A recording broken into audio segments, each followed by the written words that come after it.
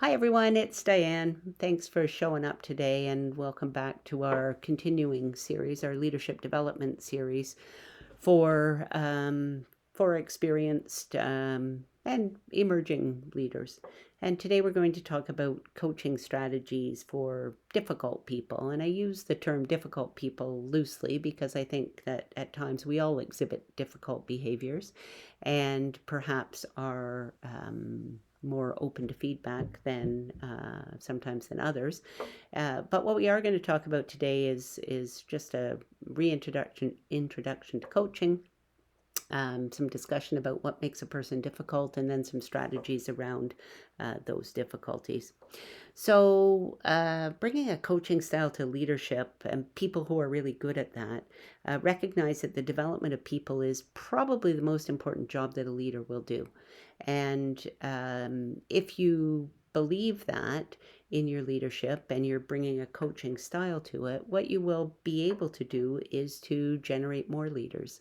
And I believe that. That's why I do the work I do.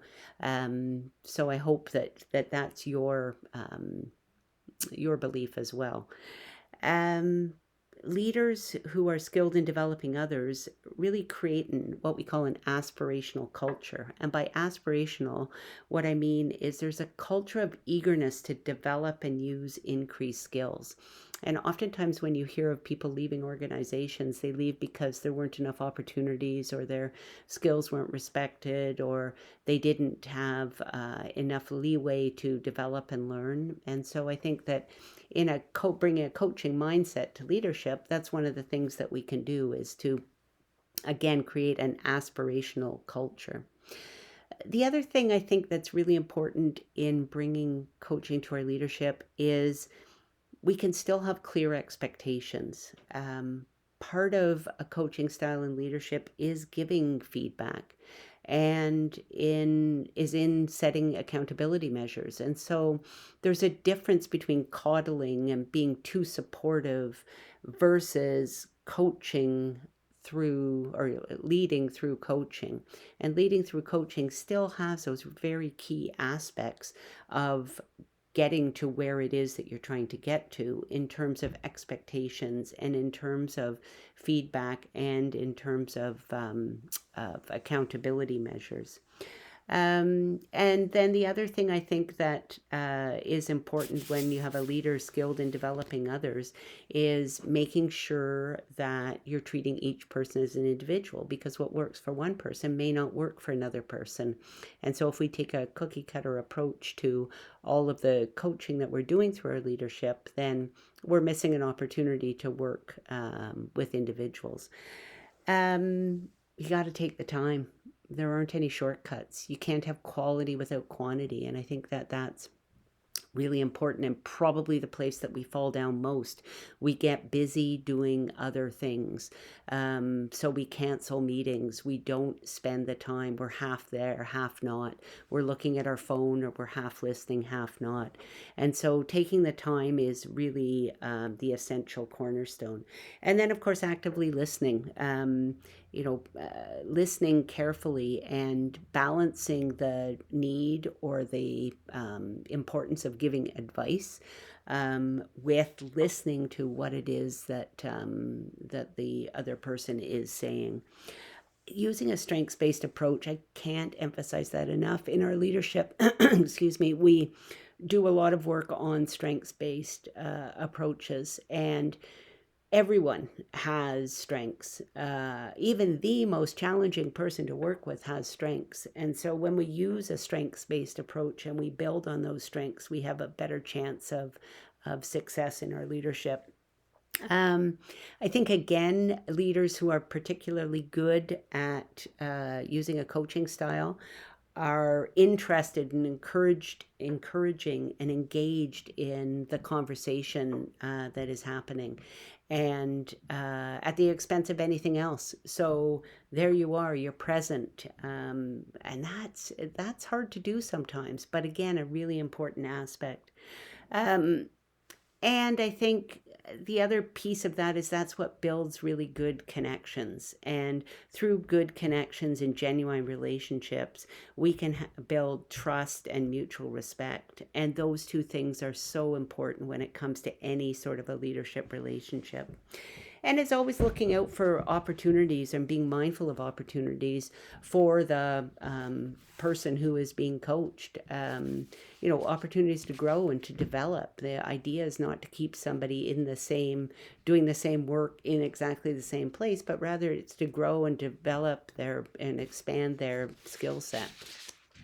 So, when we talk about how this applies to what we call difficult people, let's explore that for a minute. So, some of the characteristics of difficult people to lead include people who believe they're the smartest in the room and know more than anyone else.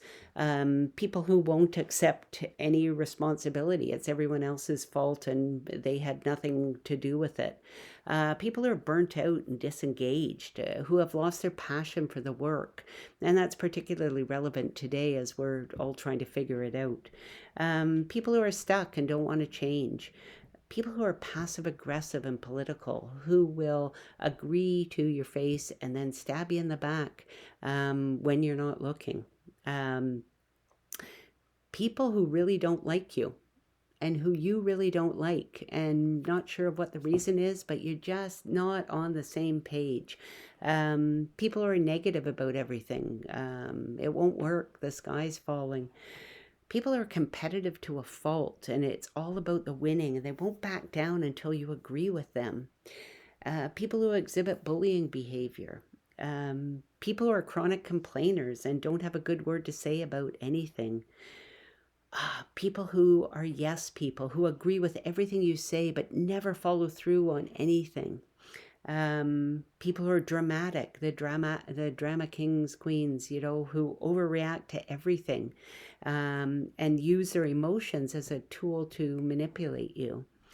People have no self-awareness and are defensive about feedback, or just don't have a clue.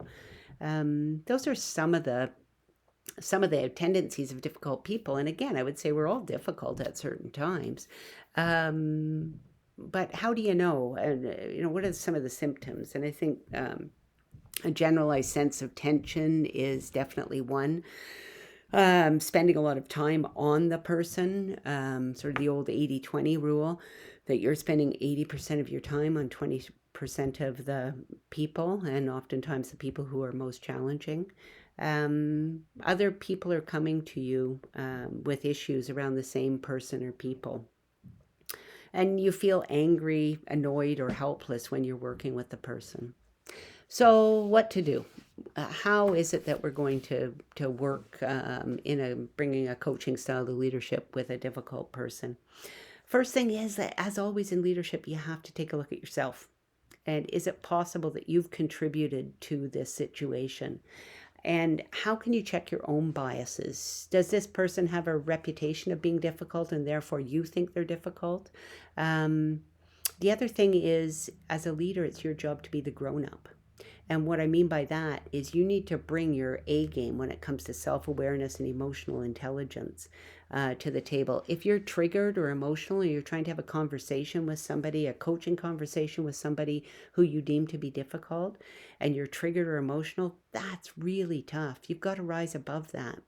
So that means checking in with yourself, doing whatever it is that you need to do to be emotionally grounded before you have that conversation.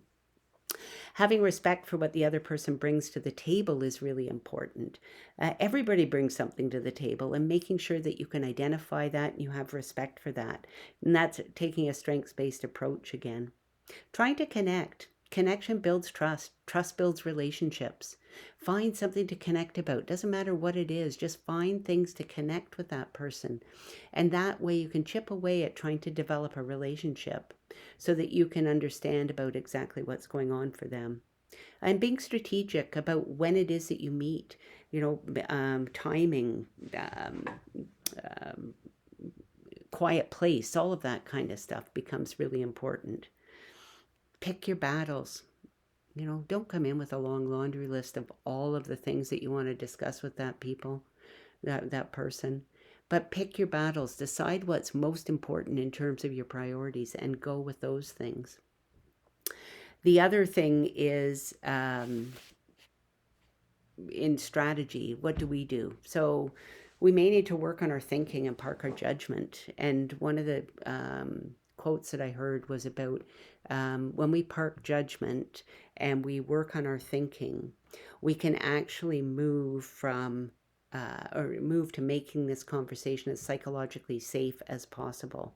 And when conversations are psychologically safe, what that means is you can have safe honesty, not brutal honesty.